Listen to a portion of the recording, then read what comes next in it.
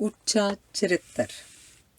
ਪੁਰਾਤਨ ਯੂਨਾਨ ਵਿੱਚ ਰਾਜੇ ਦਾ ਇੱਕ ਅੰਗ ਰੱਖਿਅਕ ਭੇਸ ਬਦਲ ਕੇ ਲੁਕ ਕੇ ਗੁਆਂਢੀ ਦੁਸ਼ਮਣ ਰਾਜੇ ਕੋਲ ਪਹੁੰਚਿਆ ਤੇ ਕਿਹਾ ਕਿ ਜੇ ਉਸ ਨੂੰ ਢੁਕਵਾਂ ਇਨਾਮ ਦਿੱਤਾ ਜਾਏ ਤਾਂ ਆਪਣੇ ਰਾਜੇ ਨੂੰ ਸੁੱਤੇ ਪਏ ਨੂੰ ਮੌਤ ਦੇ ਘਾਟ ਉਤਾਰ ਸਕਦਾ ਸੀ।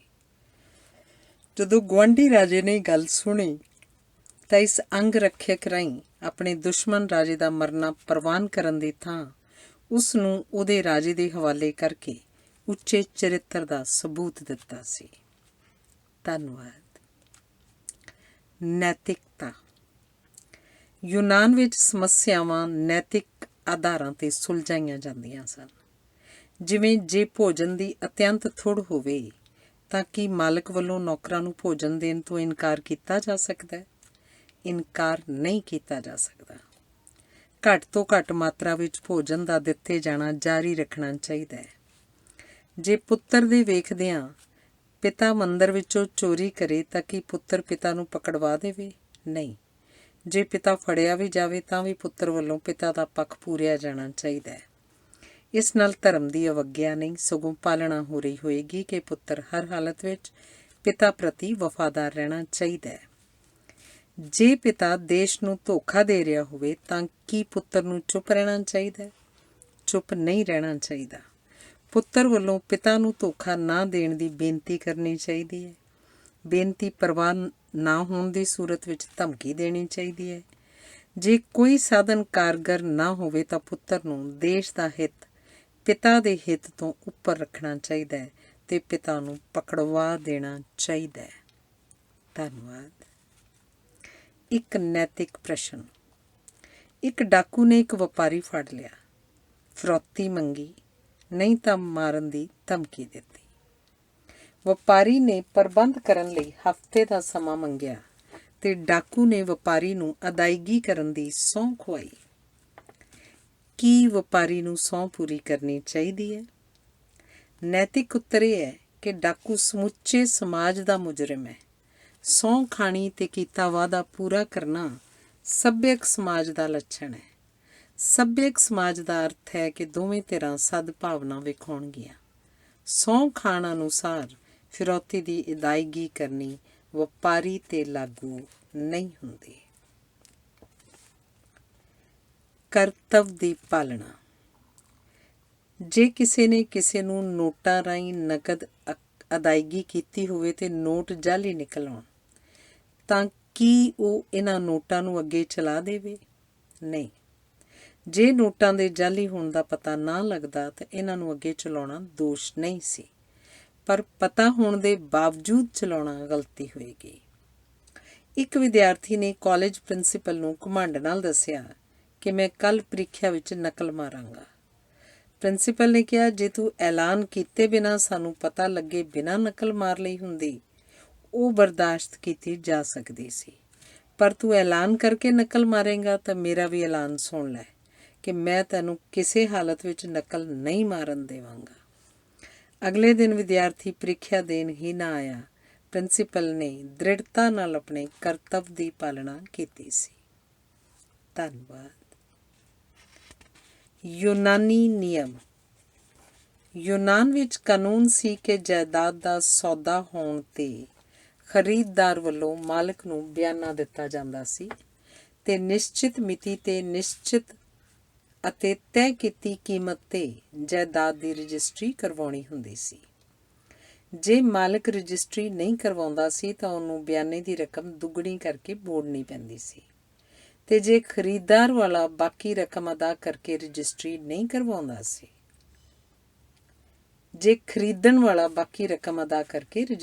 ਕਰਵਾਉਂਦਾ ਸੀ ਤਾਂ ਦਿੱਤੇ ਬਿਆਨੇ ਦੀ ਰਕਮ ਜ਼ਬਤ ਹੋ ਜਾਂਦੀ ਸੀ।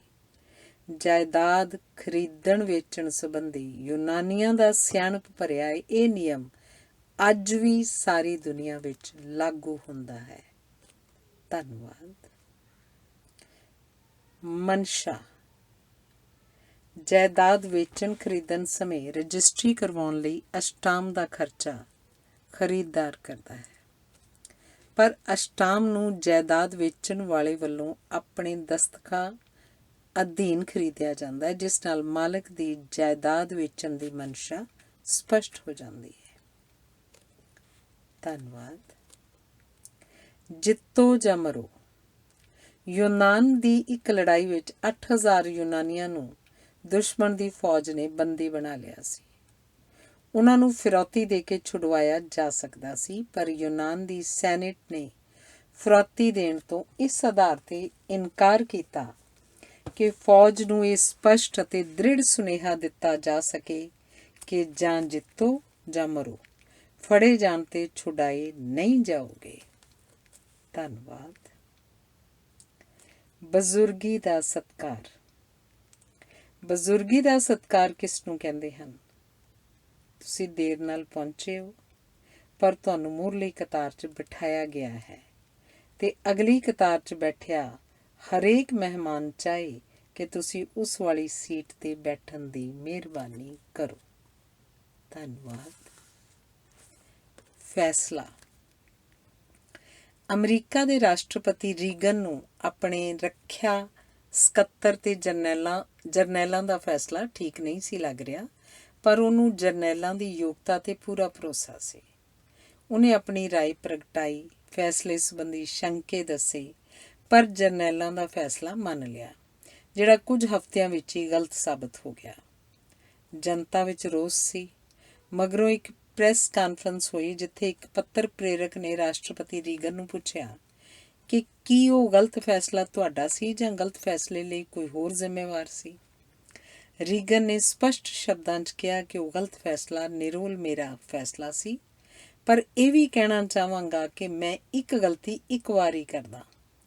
ਇਸ ਜਵਾਬ ਨਾਲ ਰਾਸ਼ਟਰਪਤੀ ਨੇ ਜਰਨੈਲਾਂ ਦੀ ਇੱਜ਼ਤ ਆਬਰੂ ਦੀ ਡਟ ਕੇ ਰੱਖਿਆ ਕੀਤੀ ਤੇ ਰਾਸ਼ਟਰਪਤੀ ਨੇ ਜਨਤਾ ਦੇ ਗੁੱਸੇ ਨੂੰ ਫੈਲਣ ਤੋਂ ਰੋਕ ਲਿਆ। ਇਸ ਪ੍ਰੈਸ ਕਾਨਫਰੰਸ ਉਪਰੰਤ ਜਰਨੈਲਾਂ ਨੇ ਰਾਸ਼ਟਰਪਤੀ ਪ੍ਰਤੀ ਸਾਰਾ ਜੀਵਨ ਪੂਰਨ ਵਫਾਦਾਰੀ ਨਿਭਾਈ। ਧੰਨਵਾਦ। ਧੰਨਵਾਦ। ਰੋਜ਼ ਵਾਂਗ ਦਰਵਾਜ਼ੇ ਬਾਹਰ ਡਿੱਗਿਆ ਅਖਬਾਰ ਚੁੱਕਣ ਲਈ ਜਿਉਂ ਹੀ ਮਾਲਕ ਨੇ ਦਰਵਾਜ਼ਾ ਖੋਲ੍ਹਿਆ, ਇੱਕ ਛੋਟਾ ਜਿਹਾ ਕੁੱਤਾ ਮੂੰਹ ਵਿੱਚ ਅਖਬਾਰ ਚੁੱਕੀ ਖਲੋਤਾ ਸੀ। ਮਾਲਕ ਨੂੰ ਖੁਸ਼ੀ ਭਰੀ ਹੈਰਾਨੀ ਹੋਈ। ਮਾਲਕ ਨੇ ਘਰ ਅੰਦਰੋਂ ਕੁੱਤੇ ਦੇ ਧੰਨਵਾਦ ਵਜੋਂ ਕੁਝ ਖਾਣ ਲਈ ਲਿਆਂਦਾ। ਅਗਲੇ ਦਿਨ ਵੇਖਿਆ ਕੁੱਤਾ ਗੁਆਂਢੀਆਂ ਦਾ ਅਖਬਾਰ ਵੀ ਚੁੱਕ ਲਿਆਇਆ ਸੀ। ਅੱਜ ਕੁੱਤਾ ਮਾਲਕ ਦਾ ਧੰਨਵਾਦ ਕਰ ਰਿਹਾ ਸੀ। ਧੰਨਵਾਦ। ਨਵਾਂ ਫੈਸਲਾ। ਰਾਸ਼ਟਰਪਤੀ ਰੂਜ਼ਵੈਲਟ ਦੇ ਇੱਕ ਨਵੇਂ ਫੈਸਲੇ ਦੀ ਪ੍ਰਸ਼ੰਸਾ ਤੇ ਧੰਨਵਾਦ ਵਜੋਂ ਸਾਰਾ ਵੱਡਾ ਹਾਲ ਪ੍ਰਸ਼ੰਸਕਾਂ ਨਾਲ ਭਰਿਆ ਪਿਆ ਸੀ। ਹਰ ਕੋਈ ਸੁਣੇ ਜਾਣ ਲਈ ਉੱਚਾ ਬੋਲ ਰਿਹਾ ਸੀ। ਲੋਕ ਕਹਿ ਰਹੇ ਸਨ, ਤੁਹਾਡੇ ਫੈਸਲੇ ਦੇਸ਼ ਦੀ ਨੁਹਾਰ ਬਦਲ ਰਹੇ ਹਨ। ਤੁਹਾਡੀ ਸੋਚ ਵਿੱਚ ਦੂਰ ਅੰਦੇਸ਼ੀ ਹੈ, ਤੁਹਾਡੇ ਹੱਥਾਂ ਵਿੱਚ ਦੇਸ਼ ਸੁਰੱਖਿਅਤ ਹੈ।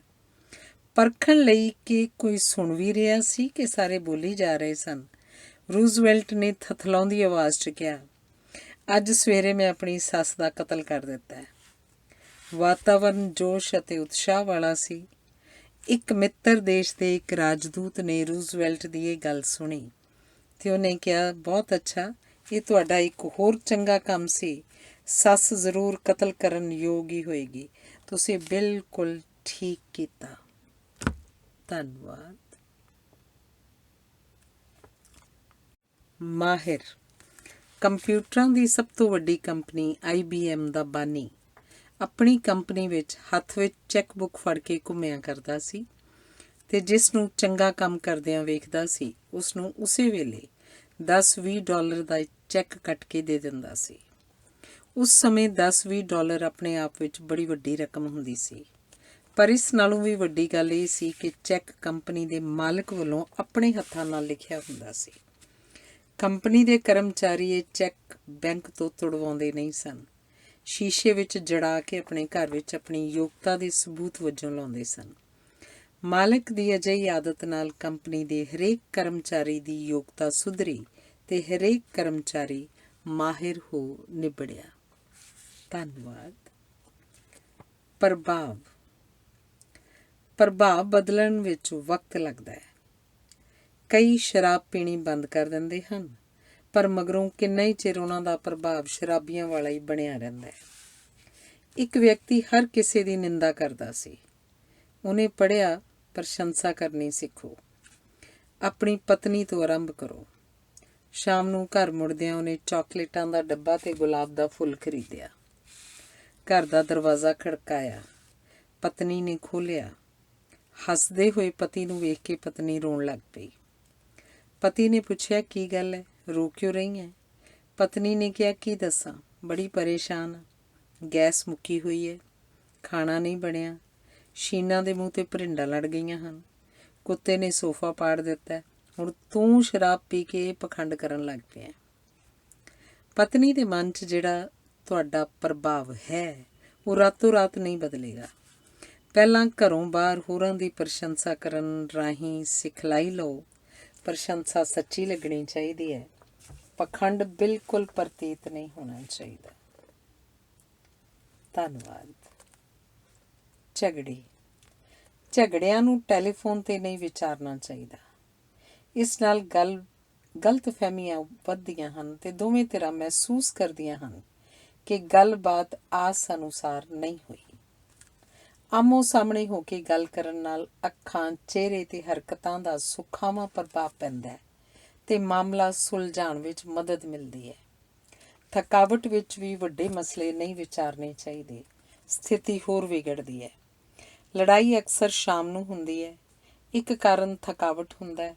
ਥੱਕਿਆ ਹੋਇਆ ਵਿਅਕਤੀ ਹਰ ਗੱਲ ਨੂੰ ਵਿਗਾੜ ਕੇ ਵੇਖਦਾ ਹੈ। ਝਗੜਾ ਨਿਪਟਾਉਣ ਦਾ ਕਾਰਜ ਦੁਪਹਿਰ ਤੋਂ ਪਹਿਲਾਂ ਕਰੋ। ਗੱਲਬਾਤ ਵਾਲੀ ਥਾਂ ਸੁਖਾਵੀਂ ਹੋਣੀ ਚਾਹੀਦੀ ਹੈ ਅਤੇ ਮਿਲਣੀ ਦੇ ਆਰੰਭ ਵਿੱਚ ਕੁਝ ਖਾਧਾ ਪੀਤਾ ਜਾਣਾ ਚਾਹੀਦਾ ਹੈ। ਕੁਝ ਖਾਣ ਪੀਣ ਨਾਲ ਮਾਹੌਲ ਹਾਂ ਪੱਖੀ ਹੋ ਜਾਂਦਾ ਹੈ। ਧੰਨਵਾਦ। ਘਟਨਾਵਾਂ। ਕੁਝ ਘਟਨਾਵਾਂ ਹੁੰਦੀਆਂ ਹਨ ਜਿਹੜੀਆਂ ਬਚਪਨ ਵਿੱਚ ਜ਼ਰੂਰ ਵਾਪਰਨੀਆਂ ਚਾਹੀਦੀਆਂ ਹਨ। ਕੁਝ ਅਨੁਭਵ ਹੁੰਦੇ ਹਨ ਜਿਹੜੇ ਜਵਾਨੀ ਦੌਰਾਨ ਜ਼ਰੂਰ ਪ੍ਰਾਪਤ ਹੋਣੇ ਚਾਹੀਦੇ ਹਨ। ਇਹਨਾਂ ਘਟਨਾਵਾਂ ਨਾਲ ਬਚਪਨ ਅਤੇ ਇਹਨਾਂ ਅਨੁਭਵਾਂ ਨਾਲ ਜਵਾਨੀ ਬਣਦੀ ਹੈ। ਕੁਝ ਪਰੇਸ਼ਾਨੀਆਂ ਅਤੇ ਸੰਕਟ ਜਵਾਨੀ ਤੋਂ ਪਹਿਲਾਂ ਅਤੇ ਕੁਝ ਜਵਾਨੀ ਦੌਰਾਨ ਜ਼ਰੂਰ ਵਾਪਰਨੇ ਚਾਹੀਦੇ ਹਨ। ਜੇ ਪਰੇਸ਼ਾਨੀਆਂ ਬਹੁਤ ਅਧਿਕ ਹੋਣ ਜਾਂ ਬਿਲਕੁਲ ਨਾ ਹੋਣ ਤਾਂ ਵਿਕਾਸ ਨਹੀਂ ਵਾਪਰਦਾ। ਜਦੋਂ ਕੋਈ ਘਟਨਾ ਵਾਪਰਦੀ ਹੈ, ਇਹ 4 ਪੱਖੋਂ ਪ੍ਰਭਾਵਿਤ ਕਰਦੀ ਹੈ। ਜਦੋਂ ਵਾਪਰੀ, ਉਸ ਸਮੇਂ ਇਹਦਾ ਕੀ ਮਹੱਤਵ ਸੀ, ਜੀਵਨ ਵਿੱਚ ਇਹਦਾ ਕੀ ਪ੍ਰਭਾਵ ਪਿਆ, ਪਰਿਵਾਰ ਨੂੰ ਇਸ ਨੇ ਕਿਵੇਂ ਪ੍ਰਭਾਵਿਤ ਕੀਤਾ, ਦੋਸਤਾਂ ਵਿੱਚ ਜਾਂ ਦੋਸਤੀ ਵਿੱਚ ਇਹਨੇ ਕੀ ਭੂਮਿਕਾ ਨਿਭਾਈ। ਇੱਕ ਵਿਦਿਆਰਥੀ ਨੇ ਡਾਕਟਰੀ ਦੀ ਦੂਜੀ ਵਾਰ ਪ੍ਰੀਖਿਆ ਦੇਣੀ ਸੀ। ਪ੍ਰੀਖਿਆ ਤੋਂ ਇੱਕ ਦਿਨ ਪਹਿਲਾਂ ਸੱਜੀ ਬਾਂਹ ਟੁੱਟ ਗਈ। ਉਸਨੇ ਆਪ, ਪਰਿਵਾਰ ਨੇ, ਦੋਸਤਾਂ ਨੇ ਉਸ ਦੇ ਜੀਵਨ ਦੇ ਸੁਪਨੇ ਨੂੰ ਟੁੱਟਦਿਆਂ ਵੇਖਿਆ ਸੀ। ਧੰਨਵਾਦ। ਟੋਏ। ਲੇਖਕਾਂ, ਕਵੀਆਂ, ਕਲਾਕਾਰਾਂ ਅੰਦਰ ਟੋਏ ਹੁੰਦੇ ਹਨ ਜਿਨ੍ਹਾਂ ਨੂੰ ਉਹ ਆਪਣੀਆਂ ਰਚਨਾਵਾਂ ਨਾਲ ਭਰਦੇ ਹਨ। ਕਲਾ ਅਤੇ ਸਾਹਿਤ ਵਿੱਚ ਸੁੱਖਾਂ ਨਾਲੋਂ ਦੁੱਖਾਂ ਦਾ ਪ੍ਰਗਟਾਵਾ ਵਧੇਰੇ ਹੁੰਦਾ ਹੈ। ਕਲਾ ਸੱਚ ਨਹੀਂ ਹੁੰਦੀ, ਕਲਪਨਾ ਹੁੰਦੀ ਹੈ, ਪਰ ਇਸ ਤੋਂ ਬਿਨਾਂ ਸੱਚ ਨੂੰ ਪਛਾਣਿਆ ਅਤੇ ਮਾਣਿਆ ਨਹੀਂ ਜਾ ਸਕਦਾ। ਕਵੀ, ਕਲਾਕਾਰ ਆਦਿ ਸਿਆਣਪ ਅਤੇ ਭਾਵਕ ਪੱਖੋਂ ਸੂਖਮ ਹੋਣ ਦਾ ਦੁੱਖ ਹੰਢਾਉਂਦੇ ਹਨ। ਧੰਨਵਾਦ। ਮਾਂ ਬੋਲੀ। ਮਾਂ ਬੋਲੀ ਬਚਪਨ ਵਿੱਚ ਸਿੱਖੀ ਗਈ ਹੁੰਦੀ ਹੈ, ਸੋ ਬਚਪਨ ਦੀਆਂ ਭਾਵਨਾਵਾਂ ਅਤੇ ਬਚਪਨ ਦੇ ਅਨੁਭਵ ਮਾਂ ਬੋਲੀ ਵਿੱਚ ਹੀ ਪ੍ਰਗਟਾਏ ਜਾਂਦੇ ਹਨ। ਕੋਈ ਹੋਰ ਭਾਸ਼ਾ ਇਹਨਾਂ ਭਾਵਨਾਵਾਂ ਅਤੇ ਅਨੁਭਵਾਂ ਨੂੰ ਇਸ ਲਈ ਨਹੀਂ ਪ੍ਰਗਟਾ ਸਕਦੀ ਕਿਉਂਕਿ ਕੋਈ ਹੋਰ ਭਾਸ਼ਾ ਮਗਰੋਂ ਉਦੋਂ ਸਿੱਖੀ ਗਈ ਹੁੰਦੀ ਹੈ ਜਦੋਂ ਬਚਪਨ ਗੁਜ਼ਰ ਚੁੱਕਾ ਹੁੰਦਾ ਹੈ। ਕੋਈ ਭਾਸ਼ਾ ਜ਼ਿੰਦਗੀ ਦੇ ਜਿਹੜੇ ਪੜਾਅ ਤੋਂ ਸਿੱਖੀ ਗਈ ਹੁੰਦੀ ਹੈ ਉਸ ਵਿੱਚ ਉਸ ਮਗਰੋਂ ਹੰਢਾਈਆਂ ਅਤੇ ਮਹਿਸੂਸੀਆਂ ਭਾਵਨਾਵਾਂ ਹੀ ਪ੍ਰਗਟਾਈਆਂ ਜਾ ਸਕਦੀਆਂ ਹਨ, ਉਸ ਤੋਂ ਪਹਿਲੀਆਂ ਨਹੀਂ। ਦਿਲ ਦੀਆਂ ਗੱਲਾਂ ਮਾਂ ਬੋਲੀ ਵਿੱਚ ਹੀ ਕੀਤੀਆਂ ਜਾਂਦੀਆਂ ਹਨ ਕਿਉਂਕਿ ਮਾਂ ਬੋਲੀ ਦਿਲ ਨਾਲ ਸਿੱਖੀ ਹੁੰਦੀ ਹੈ। ਦਿਮਾਗ ਦੀਆਂ ਗੱਲਾਂ ਮਗਰੋਂ ਸਿੱਖੀ ਭਾਸ਼ਾ ਵਿੱਚ ਪ੍ਰਗਟਾਈਆਂ ਜਾਂਦੀਆਂ ਹਨ ਕਿਉਂਕਿ ਮਗਰਲੀ ਭਾਸ਼ਾ ਦਿਮਾਗ ਰਾਹੀਂ, ਵਿਆਕਰਨ ਰਾਹੀਂ ਸਿੱਖੀ ਗਈ ਹੁੰਦੀ ਹੈ। ਧੰਨਵਾਦ। ਦੀਖਿਆ। ਰਿਸ਼ੀ ਲੋਇਮਾ ਦੀਖਿਆ ਲਈ ਮੱਠ ਦੇ ਗੁਰੂ ਕੋਲ ਪਹੁੰਚਿਆ। ਗੁਰੂ ਨੇ ਕਿਹਾ, ਤੂੰ ਸਭ ਕੁਝ ਛੱਡ ਦੇ। ਲੋਇਮਾ ਨੇ ਕਿਹਾ, ਮੈਂ ਫੜਿਆ ਹੀ ਕੀ ਹੋਇਆ, ਜੋ ਛੱਡ ਦਿਆਂ? ਮੇਰੇ ਕੋਲ ਛੱਡਣ ਵਾਲਾ ਹੈ ਹੀ ਕੁਝ ਨਹੀਂ। ਗੁਰੂ ਨੇ ਕਿਹਾ ਤੂੰ ਸਭ ਕੁਝ ਦਾਨ ਕਰ ਦੇ। ਲੋਈ ਮਾਂ ਨੇ ਕਿਹਾ ਮੇਰਾ ਆਪਣਾ ਕੁਝ ਹੈ ਹੀ ਨਹੀਂ, ਕੀ ਦਾਨ ਕਰਾਂ? ਗੁਰੂ ਨੇ ਕਿਹਾ ਜੇ ਦਾਨ ਲਈ ਕੁਝ ਨਹੀਂ ਤਾਂ ਆਪਣਾ ਆਪ ਸਮਰਪਿਤ ਕਰ ਦੇ। ਮੈਂ ਤਾਂ ਹੈ ਹੀ ਪਰਮ ਸ਼ਕਤੀ ਦਾ ਹਾਂ, ਸਮਰਪਿਤ ਕੀ ਕਰਾਂ? ਲੈ ਫਿਰ ਲੈ ਸਿਮਰਨਾ ਤੇ ਉਹਨੂੰ ਯਾਦ ਕਰ। ਲੋਈ ਮਾਂ ਨੇ ਕਿਹਾ ਮੈਂ ਉਹਨੂੰ ਭੁੱਲਿਆ ਹੀ ਕਦੋਂ ਆ ਜੋ ਯਾਦ ਕਰਾਂ? ਗੁਰੂ ਨੇ ਕਿਹਾ ਜਾ ਇੱਥੋਂ ਚਲਾ ਜਾ, ਭੱਜ ਜਾ ਇੱਥੋਂ, ਹੁਣ ਦੁਬਾਰਾ ਇੱਧਰ ਨਾ ਆਈ। ਤੈਨੂੰ ਜੋ ਕੁਝ ਮੈਂ ਦੇ ਸਕਦਾ ਹਾਂ ਉਹ ਸਭ ਕੁਝ ਤਾਂ ਪਹਿਲਾਂ ਹੀ ਤੇਰੇ ਕੋਲ ਹੈ। ਮੈਂ ਤਾਂ ਭੁੱਲਿਆਂ ਭਟਕਿਆਂ ਨੂੰ ਪਹੁੰਚਣ ਦਾ ਰਸਤਾ ਦੱਸ ਸਕਦਾ, ਪਰ ਤੂੰ ਤਾਂ ਪਹਿਲਾਂ ਹੀ ਪਹੁੰਚਿਆ ਹੋਇਆ। ਧੰਨਵਾਦ। ਚੋਣਾਂ 1937 ਵਿੱਚ ਮਾਲਵੇ ਦੀ ਇੱਕ ਮੰਡੀ ਦੀਆਂ ਮਿਊਨਿਸਪਲ ਚੋਣਾਂ ਵਿੱਚ 2 ਆੜ੍ਹਤੀ ਹੀ ਉਮੀਦਵਾਰ ਸਨ। ਉਹਨਾਂ ਨੇ ਸਾਫ ਸੁਥਰਾ ਪ੍ਰਚਾਰ ਕੀਤਾ। ਮੰਡੀ ਦੀਆਂ ਸੜਕਾਂ ਕੱਚੀਆਂ ਸਨ, ਮਿੱਟੀ ਘੱਟਾ ਉੱਡਦਾ ਸੀ, 7 ਮਾਸ਼ਕੀਆਂ ਨਾਲ ਪੂਰੀ ਨਹੀਂ ਸੀ ਪੈਂਦੀ। ਇੱਕ ਉਮੀਦਵਾਰ ਨੇ ਵਾਅਦਾ ਕੀਤਾ ਕਿ ਮੈਂ ਠੇਲਿਆਂ ਨਾਲ ਮੰਡੀ ਵਿੱਚ ਸਵੇਰੇ, ਦੁਪਹਿਰੇ, ਸ਼ਾਮ ਛਿੜਕਾਓ ਕਰਵਾਇਆ ਕਰਾਂਗਾ। ਮੰਡੀ ਦੇ ਮੁੱਖ ਬਾਜ਼ਾਰ 'ਚ ਲੋਕ ਜ਼ਮੀਨ 'ਤੇ ਬਹਿ ਕੇ ਸਬਜ਼ੀ ਵੇਚਦੇ ਸਨ। ਦੂਜੇ ਉਮੀਦਵਾਰ ਨੇ ਕਿਹਾ ਸਬਜ਼ੀ ਵਾਲਿਆਂ ਲਈ ਪੱਕੇ ਥੜੇ ਬਣਵਾਵਾਂਗਾ। ਛਿੜਕਾਓ ਵਾਲਾ ਜਿੱਤ ਗਿਆ। ਉਹ ਆਪਣੇ ਕੋਲੋਂ 5 ਠੇਲਿਆਂ 'ਤੇ ਟੈਂਕੀਆਂ ਰਖਵਾ ਕੇ ਛਿੜਕਾਓ ਕਰਵਾਉਂਦਾ ਸੀ ਤੇ ਉਹਨੇ ਪੂਰੀ ਮਿਆਦ ਛਿੜਕਾਓ ਕਰਵਾਇਆ। ਉਹਨੇ ਸਬਜ਼ੀ ਵਾਲਿਆਂ ਲਈ ਥੜੇ ਵੀ ਬਣਵਾਏ। ਇਹਨਾਂ ਯਤਨਾਂ ਵਿੱਚ ਉਹਦਾ ਆਪਣਾ ਇੱਕ ਮਕਾਨ ਵਿਕ ਗਿਆ, ਪਰ ਉਹਨੇ ਆਪਣਾ ਕੀਤਾ ਵਾਅਦਾ ਪੂਰਾ ਕੀਤਾ ਅਤੇ ਸਬਜ਼ੀ ਵਾਲਿਆਂ ਦੀ ਸਮੱਸਿਆ ਵੀ ਹੱਲ ਕੀਤੀ। ਇਹ ਭ੍ਰਿਸ਼ਟਾਚਾਰ ਤੋਂ ਪਹਿਲੇ ਜ਼ਮਾਨੇ ਦੀ ਗੱਲ ਹੈ। ਧੰਨਵਾਦ। ਲੋਕ ਕਹਾਣੀ। ਚੀਨ ਦੀ ਇੱਕ ਲੋਕ ਕਹਾਣੀ ਹੈ। ਇੱਕ ਆਦਮੀ ਦੀ ਕੁਹਾੜੀ ਗਵਾਚ ਗਈ। ਸ਼ੱਕ ਹੋਇਆ ਗੁਆਂਢੀ ਦੇ ਪੁੱਤਰ ਨੇ ਚੋਰੀ ਕੀਤੀ ਹੈ। ਉਸ ਨੂੰ ਇੱਧਰ ਉੱਧਰ ਟੁਰਦਿਆਂ ਵੇਖ ਕੇ ਕੁਹਾੜੀ ਦੇ ਮਾਲਕ ਨੂੰ ਉਹਦੀ ਟੋਰ ਚੋਰ ਵਾਲੀ ਲੱਗੀ। ਉਹਨੂੰ ਉਹਦੀ ਸ਼ਕਲ ਵੀ ਚੋਰ ਵਾਲੀ ਲੱਗਣ ਲੱਗ ਪਈ। ਉਹਦੀ ਗੱਲਬਾਤ ਦਾ ਤੌਰ ਤਰੀਕਾ ਵੀ ਚੋਰਾਂ ਵਰਗਾ ਲੱਗਿਆ। ਉਹਦੀ ਹਰੇਕ ਹਰਕਤ ਤੋਂ ਉਹਦੇ ਚੋਰ ਹੋਣ ਦੀ ਪ੍ਰੌੜਤਾ ਹੁੰਦੀ ਸੀ। ਉਹਦਾ ਲਿਬਾਸ, ਆਵਾਜ਼, ਉੱਠਣ ਬੈਠਣ ਸਭ ਕੁਝ ਚੋਰਾਂ ਵਾਲਾ ਪ੍ਰਤੀਤ ਹੁੰਦਾ ਸੀ। ਉਹ ਰੋਜ਼ ਸੋਚਦਾ ਸੀ ਕਿ ਅੱਜ ਮੈਂ ਉਸਨੂੰ ਚੋਰੀ ਕੀਤੀ ਕੁਹਾੜੀ ਨਾਲ ਫੜ ਲੈਣਾ। ਕੁਝ ਦਿਨ ਮਗਰੋਂ ਉਹਨੂੰ ਆਪਣੀ ਕੁਹਾੜੀ ਲੱਭ ਪਈ। ਉਹ ਆਪ ਹੀ ਜੰਗਲ ਵਿੱਚ ਭੁੱਲ ਆਇਆ ਸੀ। ਉਸ ਮਗਰੋਂ ਉਸਨੂੰ ਲੱਗਿਆ ਕਿ ਗੁਆਂਢੀ ਦੇ ਪੁੱਤਰ ਨੇ ਚੋਰਾਂ ਵਾਲਾ ਵਿਹਾਰ ਤਿਆਗ ਦਿੱਤਾ ਸੀ। ਧੰਨਵਾਦ। ਆਪਣਾ ਆਪਣਾ ਪੱਧਰ। ਤਪ ਕਰਦਿਆਂ ਇੱਕ ਰਿਸ਼ੀ ਦੀ ਝੋਲੀ ਵਿੱਚ ਉੱਪਰੋਂ ਉੱਡਦੀ ਇੱਲ ਦੇ ਮੂੰਹੋਂ ਚੂਹੀ ਡਿੱਗ ਪਈ। ਰਿਸ਼ੀ ਨੇ ਉਹਨੂੰ ਧੀ ਬਣਾ ਲਿਆ। ਜਦੋਂ ਧੀ ਜਵਾਨ ਹੋ ਗਈ ਤਾਂ ਰਿਸ਼ੀ ਉਸ ਲਈ ਸਭ ਤੋਂ ਸ਼ਕਤੀਸ਼ਾਲੀ ਤੇ ਯੋਗ ਵਰ ਦੀ ਭਾਲ ਕਰਨ ਲੱਗ ਪਿਆ। ਰਿਸ਼ੀ ਨੇ ਧੀ ਨੂੰ ਪੁੱਛਿਆ ਤੇਰਾ ਵਿਆਹ ਸੂਰਜ ਨਾਲ ਕਰ ਦਿਆਂ? ਧੀ ਨੇ ਕਿਹਾ ਬੜਾ ਗਰਮ ਹੈ। ਰਿਸ਼ੀ ਨੇ ਸੂਰਜ ਤੋਂ ਪੁੱਛਿਆ ਤੇਰੇ ਨਾਲੋਂ ਵੀ ਕੋਈ ਸ਼ਕਤੀਸ਼ਾਲੀ ਹੈ? ਸੂਰਜ ਨੇ ਕਿਹਾ ਬੱਦਲ ਮੇਰੇ ਤੋਂ ਸ਼ਕਤੀਸ਼ਾਲੀ ਹੈ, ਇਹ ਮੈਨੂੰ ਵੀ ਢੱਕ ਲੈਂਦਾ ਹੈ। ਰਿਸ਼ੀ ਨੇ ਧੀ ਤੋਂ ਬੱਦਲ ਬਾਰੇ ਪੁੱਛਿਆ। ਧੀ ਨੇ ਕਿਹਾ ਨਹੀਂ, ਇਹ ਬੜਾ ਉਦਾਸ ਲੱਗਦਾ ਹੈ। ਰਿਸ਼ੀ ਨੇ ਬੱਦਲ ਨੂੰ ਪੁੱਛਿਆ ਤੇਰੇ ਤੋਂ ਵੀ ਕੋਈ ਸ਼ਕਤੀਸ਼ਾਲੀ ਹੈ? ਹਾਂ, ਪਹਾੜ ਹੈ ਜਿਹੜਾ ਮੇਰਾ ਰਾਹ ਰੋਕ ਲੈਂਦਾ ਹੈ। ਰਿਸ਼ੀ ਨੇ ਧੀ ਨੂੰ ਪਹਾੜ ਬਾਰੇ ਪੁੱਛਿਆ। ਨਹੀਂ, ਇਹ ਬੜਾ ਉੱਬੜ ਖੁੱਬੜ ਹੈ। ਰਿਸ਼ੀ ਨੇ ਪਹਾੜ ਤੋਂ ਪੁੱਛਿਆ ਕੋਈ ਤੇਰੇ ਤੋਂ ਵੀ ਸ਼ਕਤੀਸ਼ਾਲੀ ਹੈ? ਹਾਂ, ਚੂਹਾ ਹੈ ਜਿਹੜਾ ਮੈਨੂੰ ਖੋਖਲਾ ਕਰ ਦਿੰਦਾ ਹੈ। ਰਿਸ਼ੀ ਨੇ ਚੂਹੇ ਨੂੰ ਬੁਲਾਇਆ। ਧੀ ਨੇ ਕਿਹਾ ਹਾਂ, ਇਹ ਉਹ ਵਰ ਹੈ ਜਿਸ ਨਾਲ ਮੈਂ ਰਹਿ ਸਕਦੀ ਹਾਂ। ਪਿਤਾ ਜੀ ਤੁਸੀਂ ਮੈਨੂੰ ਚੂਹੀ ਬਣਾ ਦਿਓ। ਰਿਸ਼ੀ ਨੂੰ ਧੀ ਨਾਲ ਬੜਾ ਮੋਹ ਸੀ। ਉਸ ਨੂੰ ਚੂਹੀ ਬਣਾ ਦਿੱਤਾ। ਉਹ ਦੋਵੇਂ ਝਾੜੀਆਂ 'ਚ ਲੋਪ ਹੋ ਗਏ। ਜਿੱਥੇ ਦੀ ਇੱਟ ਹੁੰਦੀ ਹੈ ਉੱਥੇ ਹੀ ਜਾ ਕੇ ਲੱਗਦੀ ਹੈ, ਉੱਥੇ ਹੀ ਲੱਗ ਕੇ ਜੱਚਦੀ ਹੈ। ਧੰਨਵਾਦ। ਸਿਰਫ ਉਡੀਕ। ਇੱਕ ਵਿਅਕਤੀ ਪਲੇਟਫਾਰਮ 'ਤੇ ਇੱਕ ਗੱਡੀ ਉਡੀਕ ਰਿਹਾ ਸੀ। ਦਿਨ ਵਿੱਚ ਇੱਕ ਹੀ ਗੱਡੀ ਆਉਂਦੀ ਸੀ। ਗੱਡੀ ਆਈ ਵੀ, ਰੁਕੀ ਵੀ ਰਹੀ, ਚਲੀ ਵੀ ਗਈ। ਉਹ ਉਡੀਕਦਾ ਹੀ ਰਿਹਾ। ਲੋਕ ਦੱਸਦੇ ਸਨ ਕਿ ਉਹ ਰੋਜ਼ ਆ ਕੇ ਗੱਡੀ ਉਡੀਕਦਾ ਸੀ। ਕੁਝ ਅਰਸਾ ਪਹਿਲਾਂ ਇੱਕ ਔਰਤ ਵੀ ਇਵੇਂ ਹੀ ਆ ਕੇ ਗੱਡੀ ਉਡੀਕਿਆ ਕਰਦੀ ਸੀ।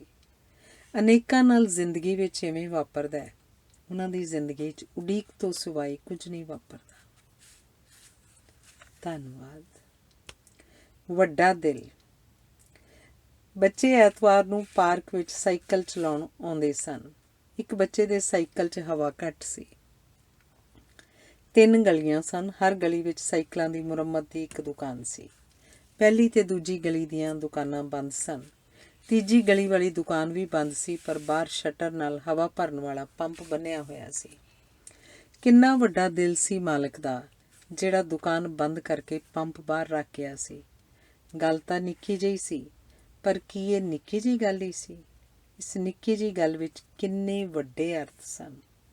ਧੰਨਵਾਦ। ਮਮਤਾ। ਪਹਿਲਾਂ ਹੀ 5 ਬੱਚੇ ਸਨ। 6ਵੀਂ ਵਾਰ ਗਰਭਵਤੀ ਸੀ। ਭੈਣ ਦੇ ਕੋਈ ਬੱਚਾ ਨਹੀਂ ਸੀ। ਸੋਚਿਆ ਉਹਨੂੰ ਦੇ ਦੇਵਾਂਗੀ। ਲੜਕੀ ਹੋਈ, ਪਰ ਦੇਣ ਤੋਂ ਇਹ ਕਹਿ ਕੇ ਇਨਕਾਰ ਕਰ ਦਿੱਤਾ, ਇਹ ਛੋਟੀ ਜਿਹੀ ਤਾਂ ਹੈ, ਇਹਦਾ ਕੋਈ ਉਵੇਂ ਧਿਆਨ ਨਹੀਂ ਰੱਖ ਸਕਦਾ ਜਿਵੇਂ ਮੈਂ ਰੱਖਣਾ ਚਾਹੁੰਦੀ ਹਾਂ। ਮਮਤਾ ਸਾਹਮਣੇ ਤਰਕ ਹਾਰ ਗਿਆ ਸੀ। ਧੰਨਵਾਦ।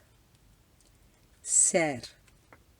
ਰੋਜ਼ ਸਵੇਰੇ ਸੈਰ ਕਰਨੀ ਇੱਕ ਮਾਤਰ ਕਸਰਤ ਹੈ, ਜਿਹੜੀ ਬਹੁਤੇ ਆਦਤ ਵਸ ਜਾਰੀ ਰੱਖਦੇ ਹਨ। ਜਾਰੀ ਵੀ ਉਹ ਰੱਖਦੇ ਹਨ ਜਿਹੜੇ ਦਹਾਕਿਆਂ ਤੋਂ ਕਸਰਤ ਕਰ ਰਹੇ ਹੁੰਦੇ ਹਨ। ਬਾਕੀ ਸਭ ਕਸਰਤਾਂ 4-6 ਹਫ਼ਤਿਆਂ ਵਿੱਚ ਸੁਸਤੀ, ਆਲਸ, ਅਕੇਵੇਂ ਤੇ ਹੋਰ ਬਹਾਨਿਆਂ ਦੀ ਭੇਟ ਚੜ੍ਹ ਜਾਂਦੀਆਂ ਹਨ। ਸੈਰ ਲਈ ਨਾ ਕੋਈ ਵਿਸ਼ੇਸ਼ ਕੱਪੜੇ ਚਾਹੀਦੇ ਹੁੰਦੇ ਹਨ, ਨਾ ਹੀ ਕਿਸੇ ਸਾਜ਼ ਸਮਾਨ ਦੀ ਲੋੜ ਪੈਂਦੀ ਹੈ।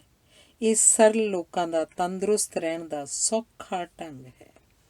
ਧੰਨਵਾਦ। ਅਣਲਿਖਿਆ ਖੱਤ। ਡੁੱਬਣ ਵਾਸਤੇ ਤੈਨੂੰ ਦਰਿਆ ਲੱਭਣ ਦੀ ਲੋੜ ਨਹੀਂ। ਤੇਰੇ ਡੁੱਬਣ ਲਈ ਮੇਰੀਆਂ ਅੱਖਾਂ ਹੀ ਕਾਫੀ ਹਨ। ਜੇ ਤੈਨੂੰ ਕੁਝ ਚੰਗਾ ਨਾ ਲੱਗੇ ਤਾਂ ਹੱਥ 'ਤੇ ਹੱਥ ਫੇਰੀ। ਜੇ ਮੇਰਾ ਕੁਝ ਚੰਗਾ ਲੱਗੇ ਤਾਂ ਆਪਣੇ ਹੱਥ ਦੀ ਮੁੰਦਰੀ 'ਤੇ ਉਂਗਲ ਘੁਮਾਈ। ਮੈਂ ਜਾਣ ਕੇ ਆਪਣਾ ਪੈਰ ਤੇਰੇ ਪੈਰ ਦੇ ਨੇੜੇ ਲੈ ਕੇ ਜਾਵਾਂਗੀ, ਤਾਂ ਕਿ ਤੂੰ ਆਪਣੇ ਪੈਰ ਨਾਲ ਛੂਹ ਸਕੇ। ਮੈਂ ਬਾਂਹ ਤੇਰੇ ਵੱਲ ਕਰਕੇ ਬੈਠਾਂਗੀ, ਤਾਂ ਕਿ ਤੂੰ ਬਾਂਹ ਤੋਂ ਅਗਲੇ ਮੁਕਾਮ ਕਿਆਸ ਸਕੇ। ਮੈਂ ਜਦੋਂ ਕੁਝ ਪੀਵਾਂਗੀ, ਫਿਰ ਵਿੱਚ ਉਂਗਲ ਡੋਬਾਂਗੀ, ਉਹ ਸ਼ਰਬਤ ਸ਼ਰਾਬ ਬਣ ਜਾਏਗਾ ਤੇਰੇ ਲਈ। ਮੇਰੇ ਝੁਕੇ ਹੋਏ ਚਿਹਰੇ ਨੂੰ ਮੇਰੀ ਸਹਿਮਤੀ ਸਮਝੀ। ਮੈਂ ਤੇਰੇ ਉੱਠੇ ਹੋਏ ਚਿਹਰੇ ਨੂੰ ਤੇਰੀ ਮਰਜ਼ੀ ਸਮਝਾਂਗੀ। ਮੇਰੇ ਤੋਂ ਪਹਿਲਾਂ ਪਹੁੰਚੀ, ਮੈਨੂੰ ਉਡੀਕੀ। ਉਡੀਕਦਿਆਂ ਮੈਂ ਤੇਰੀ ਕਲਪਨਾ ਨੂੰ ਟੁੰਬਾਂਗੀ। ਤੈਨੂੰ ਉਡੀਕਣਾ ਚੰਗਾ ਚੰਗਾ ਲੱਗੇਗਾ। ਤੂੰ ਮੈਨੂੰ ਆਉਂਦੀ ਨੂੰ ਵੇਖੀ, ਮੈਂ ਤੈਨੂੰ ਜਾਂਦੇ ਨੂੰ ਵੇਖਾਂਗੀ। ਤੂੰ ਜਿੱਥੇ ਮਰਜ਼ੀ ਖਲੋਵੀਂ, ਜਿੱਥੇ ਮਰਜ਼ੀ ਬੈਠੀ, ਮੈਂ ਤੈਨੂੰ ਦਿਸਦੀ ਰਹਾਂਗੀ। ਮੈਂ ਤੈਨੂੰ ਦਿਸਣ ਰਾਹੀਂ ਤੈਨੂੰ ਵੇਖਾਂਗੀ। ਮੇਰੇ ਹੱਥ ਜੁੜੇ ਹੋਣਗੇ, ਇੱਕ ਹੱਥ ਤੇਰਾ ਹੋਏਗਾ, ਦੂਜਾ ਹੱਥ ਮੇਰਾ, ਜਿਵੇਂ ਪ੍ਰਾਰਥਨਾ ਵਿੱਚ ਹੱਥ ਜੁੜਦੇ ਹਨ। ਧੰਨਵਾਦ। ਵਾਧੂ ਦਵਾਈਆਂ। ਇੱਕ ਵਿਅਕਤੀ ਦਾ ਦਵਾਈਆਂ ਦਾ ਕਾਰਖਾਨਾ ਸੀ। ਉਸਨੇ ਇੱਕ ਹਸਪਤਾਲ ਨੂੰ ਲੋੜਵੰਦਾਂ ਲਈ ਹਰ ਮਹੀਨੇ ਦਵਾਈਆਂ ਦੇਣ ਦਾ ਵਾਅਦਾ ਕੀਤਾ, ਪਰ ਸ਼ਰਤ ਰੱਖੀ ਕਿ ਮੇਰਾ ਨਾਂ ਕਿਧਰੇ ਨਹੀਂ ਵਰਤਣਾ। ਇਹ ਸਿਲਸਿਲਾ ਕਈ ਸਾਲ ਚੱਲਿਆ। ਇਹ ਵਿਅਕਤੀ ਮਰ ਗਿਆ। ਦਵਾਈਆਂ ਆਉਣੀਆਂ ਬੰਦ ਹੋ ਗਈਆਂ। ਹਸਪਤਾਲ ਦੀ ਮੁਖੀ ਇਸਤਰੀ ਨੇ ਫੋਨ ਕੀਤਾ। ਮੈਨੇਜਰ ਨੇ ਕਿਹਾ, ਤੁਸੀਂ ਸਾਹਿਬ ਨੂੰ ਮਿਲ ਲਓ। ਇਹ ਸਾਹਿਬ ਮਾਲਕ ਦਾ ਇਕਲੌਤਾ ਪੁੱਤਰ ਸੀ। ਅਮਰੀਕਾ ਤੋਂ ਪੜ੍ਹ ਕੇ ਆਇਆ ਸੀ। ਉਹਨੇ ਕਿਹਾ, ਅਸੀਂ ਵਾਧੂ ਦਵਾਈਆਂ ਹੀ ਦੇ ਸਕਦੇ ਹਾਂ, ਪਰ ਹਰ ਦਵਾਈ 'ਤੇ ਸਾਡੀ ਕੰਪਨੀ ਦੇ ਨਾਂ ਨਾਲ ਮੇਰੀ ਫੋਟੋ ਵੀ ਛਪੇਗੀ। ਇੱਕ ਵਾਰੀ ਮੈਂ ਤੁਹਾਡੇ ਹਸਪਤਾਲ ਦੇ ਸਾਰੇ ਅਮਲੇ ਨੂੰ ਭਾਸ਼ਣ ਵੀ ਦੇਵਾਂਗਾ। ਮੁਖੀ ਇਸਤਰੀ ਨੇ ਧੰਨਵਾਦ ਕੀਤਾ ਤੇ ਕਿਹਾ, ਅਸੀਂ ਤੁਹਾਡੀਆਂ ਵਾਧੂ ਦਵਾਈਆਂ ਲਈ ਵਾਧੂ ਬਿਮਾਰੀਆਂ ਕਿੱਥੋਂ ਲੱਭਾਂਗੇ? ਤੁਹਾਡੇ ਪਿਤਾ ਜੀ ਵੱਲੋਂ ਮਿਲੇ ਸਹਿਯੋਗ ਲਈ ਧੰਨਵਾਦ ਕਰਨ ਆਈ ਹਾਂ। ਨਾਲ ਹੀ ਕਹਿਣਾ ਚਾਹਾਂਗੀ ਕਿ ਵਪਾਰ ਤੇ ਲੋਕ ਭਲਾਈ ਨੂੰ ਰਲਗੱਡ ਨਾ ਕਰੋ।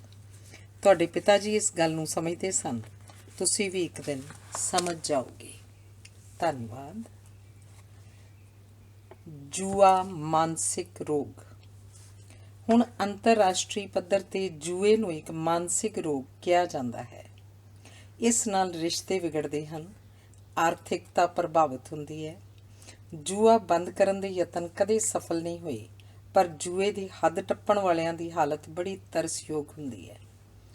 ਇੱਕ ਸਾਊਦੀ ਸ਼ਹਿਜ਼ਾਦੀ ਨੇ ਲੰਡਨ ਦੇ ਇੱਕ ਜੂਆ ਘਰ 'ਤੇ ਮੁਕੱਦਮਾ ਕੀਤਾ ਕਿ ਜੂਆ ਘਰ ਨੇ ਉਸ ਨੂੰ ਜੂਆ ਖੇਡਣ ਲਈ ਕਰਜ਼ਾ ਦੇ ਕੇ ਉਹਨੂੰ $30 ਲੱਖ ਦਾ ਕਰਜ਼ਾ ਹੀ ਬਣਾ ਦਿੱਤਾ ਸੀ।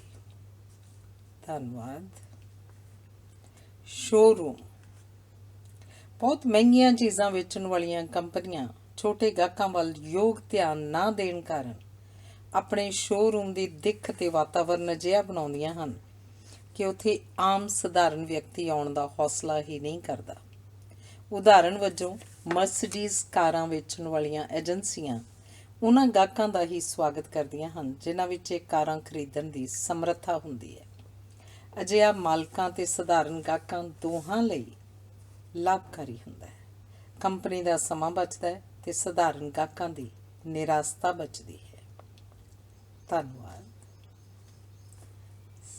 ਸੰਖੇਪ। ਜੇ ਅਚਾਨਕ ਭਾਸ਼ਣ ਦੇਣ ਲਈ ਕਿਹਾ ਜਾਵੇ ਤਾਂ ਸ਼ੁਰੂ ਵਿੱਚ ਹੀ ਚੰਗੇ ਸਾਊ ਅਤੇ ਨਿਮਰ ਵਿਅਕਤੀ ਵਾਂਗ ਆਪਣੀ ਯੋਗਤਾ ਦੀ ਸੀਮਾ ਮੰਨੋ ਅਤੇ ਸੰਖੇਪ ਬੋਲੋ। ਸੰਖੇਪਤਾ ਕਾਰਨ ਹਰ ਕੋਈ ਪ੍ਰਸੰਨ ਅਤੇ ਸੰਤੁਸ਼ਟ ਹੋਵੇਗਾ। ਧੰਨਵਾਦ। ਅਪਮਾਨ। ਕੁਝ ਵਿਅਕਤੀ ਕਿਸੇ ਸਮਾਗਮ ਵਿੱਚ ਸਮਰੱਥਾ ਨਾਲੋਂ ਵਧੇਰੇ ਪੀ ਕੇ ਬਦਤਮੀਜ਼ੀ ਕਰਨ ਲੱਗ ਪੈਂਦੇ ਹਨ। ਅਜਿਹਾ ਕਰਨਾ ਮੇਜ਼ਬਾਨ ਪ੍ਰਤੀ ਅਪਮਾਨ ਹੁੰਦਾ ਹੈ। ਕਿਸੇ ਸਮਾਗਮ 'ਤੇ ਬੁਲਾਏ ਜਾਣ ਨਾਲ ਤੁਹਾਡੇ 'ਤੇ ਸਮਾਗਮ ਨੂੰ ਸਫਲ ਕਰਨ ਦੀ ਜ਼ਿੰਮੇਵਾਰੀ ਪਾਈ ਜਾਂਦੀ ਹੈ। ਹੋਟਲਾਂ ਵਿੱਚ ਬਦਤਮੀਜ਼ੀ ਕਰਨ ਵਾਲੇ ਮਹਿਮਾਨਾਂ ਨੂੰ ਸਾਂਭਣ ਲਈ ਵਿਅਕਤੀ ਨਿਯੁਕਤ ਹੁੰਦੇ ਹਨ ਜਿਹੜੇ ਵਿਗੜਿਆ ਵਿਹਾਰ ਕਰਨ ਵਾਲੇ ਵਿਅਕਤੀ ਨੂੰ ਕਹਿੰਦੇ ਹਨ, ਤੁਹਾਡੀ ਕਾਰ ਨੇ ਰਸਤਾ ਰੋਕਿਆ ਹੋਇਆ ਹੈ ਜਾਂ ਤੁਹਾਡੀ ਕਾਰ ਦੀਆਂ ਲਾਈਟਾਂ ਚੱਲ ਰਹੀਆਂ ਹਨ, ਅਤੇ ਉਹਨੂੰ ਪਰੇ ਲੈ ਜਾਂਦੇ ਹਨ। ਇੱਕ ਵਿਅਕਤੀ ਮਿਲਣੀ ਦੇ ਸਮਾਗਮ ਵਿੱਚ ਪੀਣ ਉਪਰੰਤ ਇੱਕ ਬੋਤਲ ਲੁਕਾ ਕੇ ਲੈ ਗਿਆ। ਅਗਲੀ ਵਾਰ ਮੇਜ਼ਬਾਨ ਨੇ ਉਹਨੂੰ ਸਮਾਗਮ 'ਤੇ ਨਾ ਬੁਲਾਇਆ। ਉਹਨੇ ਗਿਲਾ ਕੀਤਾ ਕਿ ਤੁਸੀਂ ਪਤਾ ਨਹੀਂ ਮੈਨੂੰ ਕਿਉਂ ਨਹੀਂ ਬੁਲਾਇਆ। ਤਾਂ ਮੇਜ਼ਬਾਨ ਨੇ ਕਿਹਾ, ਪਿਛਲੀ ਵਾਰ ਬੋਤਲ ਨੇ ਮੈਨੂੰ ਦੱਸ ਦਿੱਤਾ ਸੀ ਕਿ ਮੈਂ ਇਹਨਾਂ ਨਾਲ ਜਾ ਰਹੀ ਹਾਂ। ਧੰਨਵਾਦ। ਜਵਾਨੀ। ਜਵਾਨੀ 'ਚ ਬੜਾ ਆਤਮ ਵਿਸ਼ਵਾਸ ਹੁੰਦਾ ਹੈ। ਸੰਸਾਰ ਨੂੰ ਬਦਲ ਦੇਣ ਦੇ, ਦੇਸ਼ ਦਾ ਕਾਇਆ ਕਲਪ ਕਰਨ ਦੇ ਸੁਪਨੇ ਹੁੰਦੇ ਹਨ। ਜਵਾਨੀ ਦੇ ਜੋਸ਼ ਵਿੱਚ ਸਭ ਕੁਝ ਸੰਭਵ ਪ੍ਰਤੀਤ ਹੁੰਦਾ ਹੈ। ਇੱਕ ਜਵਾਨ ਵਿਦਿਆਰਥੀ ਨੇ ਅਗਲੇ ਦਿਨ ਸਵੇਰੇ 8 ਵਜੇ ਜਾਗ ਕੇ ਸੰਸਾਰ ਬਦਲ ਦੇਣ ਦਾ ਪ੍ਰੋਗਰਾਮ ਬਣਾਇਆ। ਅਲਾਰਮ 3 ਵਾਰੀ ਵੱਜਿਆ ਪਰ ਜਾਗ ਹੀ ਨਾ ਖੁੱਲ੍ਹੀ। ਜਦੋਂ ਖੁੱਲ੍ਹੀ ਤਾਂ 10 ਵੱਜ ਚੁੱਕੇ ਸਨ। ਸੋ ਸੰਸਾਰ ਨੂੰ ਬਦਲਣ ਦਾ ਪ੍ਰੋਗਰਾਮ ਉਹਨੂੰ 5ਵੀਂ ਵਾਰ ਮੁਲਤਵੀ ਕਰਨਾ ਪਿਆ। ਧੰਨਵਾਦ। ਤਰਕ। ਅੰਗਰੇਜ਼ਾਂ ਦੇ ਜ਼ਮਾਨੇ ਵਿੱਚ ਕਰਨਾਟਕ ਵਿੱਚ ਅੰਗਰੇਜ਼ਾਂ ਦੇ ਇੱਕ ਵਫਾਦਾਰ ਠਾਕਰੇ ਨੇ ਉੱਥੋਂ ਦੀ ਰਾਣੀ ਚੈਨਮਾ ਨਾਲ ਲੜਾਈ ਕੀਤੀ, ਜਿਸ ਵਿੱਚ ਠਾਕਰੇ ਮਾਰਿਆ ਗਿਆ। ਅੰਗਰੇਜ਼ਾਂ ਨੇ ਆਪਣੇ ਵਫਾਦਾਰ ਠਾਕਰੇ ਦੀ ਯਾਦ ਵਿੱਚ ਇੱਕ ਪਾਰਕ ਬਣਵਾਇਆ ਅਤੇ ਨਾਂ ਰੱਖਿਆ ਠਾਕਰੇ ਪਾਰਕ। ਆਜ਼ਾਦੀ ਤੋਂ ਮਗਰੋਂ ਉਸ ਪਾਰਕ ਦਾ ਨਾਮ ਬਦਲ ਕੇ ਚੈਨਮਾ ਪਾਰਕ ਰੱਖਿਆ ਗਿਆ, ਕਿਉਂਕਿ ਦੇਸ਼ ਭਗਤ ਰਾਣੀ ਚੈਨਮਾ ਨੇ ਝੋਲੀ ਚੁੱਕ ਠਾਕਰੇ ਨੂੰ ਮੌਤ ਦੇ ਘਾਟ ਉਤਾਰਿਆ ਸੀ। ਪਾਰਕ ਉਹੀ ਸੀ, ਨਾਂ ਰੱਖਣ ਦਾ ਤਰਕ ਬਦਲ ਗਿਆ ਸੀ। ਧੰਨਵਾਦ। ਬੱਚਿਆਂ ਦਾ ਪਿਆਰ। ਇੱਕ ਮੇਲੇ 'ਚ ਇੱਕ ਬੱਚਾ ਗੁਆਚ ਗਿਆ। ਪਹਿਲਾਂ ਲੱਭਿਆ, ਨਾ ਲੱਭਣ 'ਤੇ ਮਾਪੇ ਪੁਲਿਸ ਬੂਥ 'ਤੇ ਪਹੁੰਚੇ। ਸਿਪਾਹੀਆਂ ਨੇ ਬੱਚਾ ਲੱਭ ਲਿਆ, ਪਰ ਉਹ ਆਪਣੇ ਮਾਂ-ਬਾਪ ਨੂੰ ਨਹੀਂ ਲੱਭ ਰਿਹਾ ਸੀ। ਸਿਪਾਹੀ ਉਹਨੂੰ ਫੜ ਕੇ ਲਿਆਏ। ਮਾਂ ਬੱਚੇ ਨੂੰ ਜੱਫੀ ਪਾ ਕੇ ਖੁਸ਼ੀ ਨਾਲ ਰੋਣ ਲੱਗ ਪਈ, ਪਰ ਬੱਚਾ ਉਸ ਨਾਲ ਜਾਣ ਲਈ ਤਿਆਰ ਨਹੀਂ ਸੀ। ਥਾਣੇਦਾਰ ਨੇ ਉਸ 9 ਸਾਲ ਦੇ ਬੱਚੇ ਨੂੰ ਕਿਹਾ, ਜੇ ਤੂੰ ਘਰ ਨਹੀਂ ਜਾਏਂਗਾ ਤਾਂ ਤੈਨੂੰ ਆਸ਼ਰਮ ਵਿੱਚ ਜਮ੍ਹਾਂ ਕਰਵਾ ਦਿਆਂਗੇ। ਬੱਚੇ ਨੇ ਕਿਹਾ, ਹਾਂ, ਮੈਂ ਆਸ਼ਰਮ ਵਿੱਚ ਰਹਾਂਗਾ, ਉੱਥੇ ਹੀ ਮੇਰੇ ਦਾਦਾ ਜੀ ਰਹਿੰਦੇ ਹਨ। ਬੱਚੇ ਦੇ ਪਿਤਾ ਨੇ ਪਿਛਲੇ ਮਹੀਨੇ ਹੀ ਆਪਣੇ ਪਿਤਾ ਨੂੰ ਬਿਰਧ ਆਸ਼ਰਮ ਦਾਖਲ ਕਰਵਾਇਆ ਸੀ। ਪਿਤਾ ਨੂੰ ਆਪਣੀ ਗਲਤੀ ਦਾ ਅਹਿਸਾਸ ਹੋਇਆ। ਮਾਂ ਨੂੰ ਪੁੱਤਰ ਮੋਹ ਨੇ ਪ੍ਰੇਰਿਆ। ਉਹ ਉੱਥੋਂ ਹੀ ਆਸ਼ਰਮ ਗਏ ਅਤੇ ਬਜ਼ੁਰਗ ਨੂੰ ਲੈ ਕੇ ਆਏ। ਤਾਂ ਬੱਚਾ ਆਪਣੇ ਘਰ ਆਪਣੇ ਦਾਦੇ ਨਾਲ ਜਾਣਾ ਮੰਨਿਆ। ਬੱਚੇ ਬੜੇ ਸ਼ਕਤੀਸ਼ਾਲੀ ਹੁੰਦੇ ਹਨ। ਧੰਨਵਾਦ। ਬੇਸ਼ਰਮੀ। ਬੇਸ਼ਰਮੀ ਦਾ ਕੋਈ ਇਲਾਜ ਨਹੀਂ। ਆਲਸੀ, ਨਿਕੰਮੇ, ਕੰਮ ਚੋਰ ਕਿਵੇਂ ਸੋਚਦੇ ਹਨ। ਪਤੀ ਬੇਰੁਜ਼ਗਾਰੀ ਅਤੇ ਮੰਦੇ ਦਾ ਬਹਾਨਾ ਲਾ ਕੇ ਕੰਮ 'ਤੇ ਜਾਂਦਾ ਹੀ ਨਹੀਂ ਸੀ।